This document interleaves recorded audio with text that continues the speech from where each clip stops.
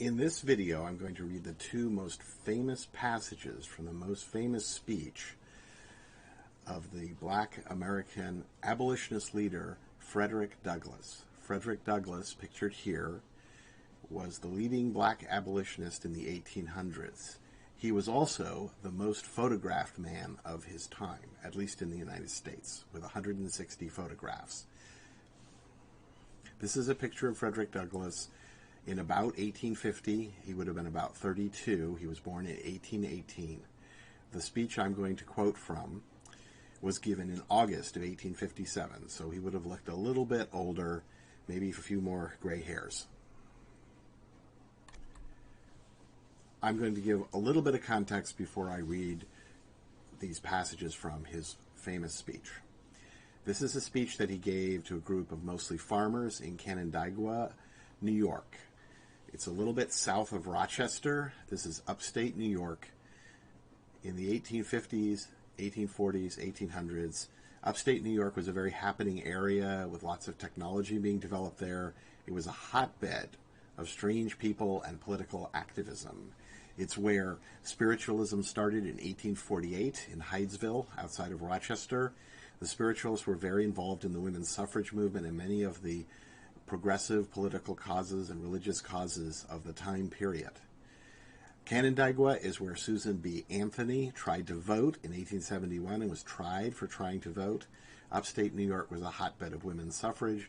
It was very much a hotbed of anti-slavery activism, the Underground Railroad, and abolitionism.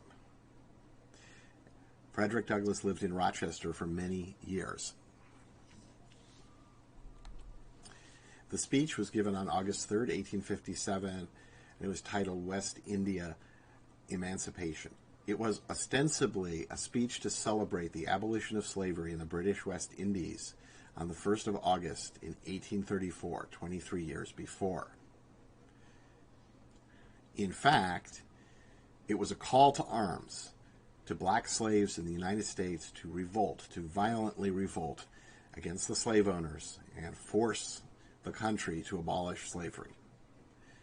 Frederick Douglass was referring to the example of a failed Baptist War uprising in Jamaica. It had started as a general strike in Christmas of 1831 and progressed into a violent uprising and clash.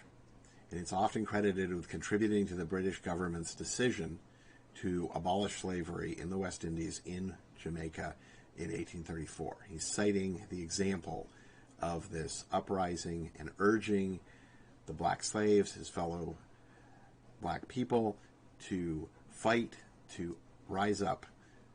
It's a militant speech. Let me give you a word of the philosophy of reform. The whole history of the progress of human liberty shows that all concessions yet made to her august claims have been born of earnest struggle. The conflict has been exciting, agitating, all-absorbing, and for the time being, putting all other tumults to silence. It must do this or it does nothing. If there is no struggle, there is no progress. Those who profess to favor freedom and yet deprecate agitation are men who want crops without plowing up the ground. They want rain without thunder and lightning. They want the ocean without the awful roar of its many waters. This struggle may be a moral one, or it may be a physical one, and it may be both moral and physical, but it must be a struggle. Power concedes nothing without a demand. It never did, and it never will. Find out just what any people will quietly submit to, and you have found out the exact measure of injustice and wrong which will be imposed upon them, and these will continue till they are resisted with either words or blows or with both. The limits of tyrants are prescribed by the endurance of those whom they oppress. In the light of these ideas, Negroes will be hunted at the north and held and flogged at the south so long as they submit to those devilish outrages and make no resistance, either moral or physical. Men may not get all they pay for in this world, but they must certainly pay for all they get. If we ever get free from the oppressions and wrongs heaped upon us, we must pay for their removal. We must do this by labor, by suffering, by sacrifice, and if needs be, by our lives and the lives of others.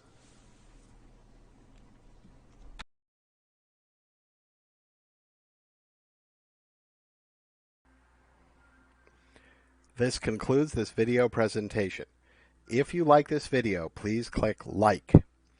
Please click subscribe and the notification bell if you would like to receive more content from us.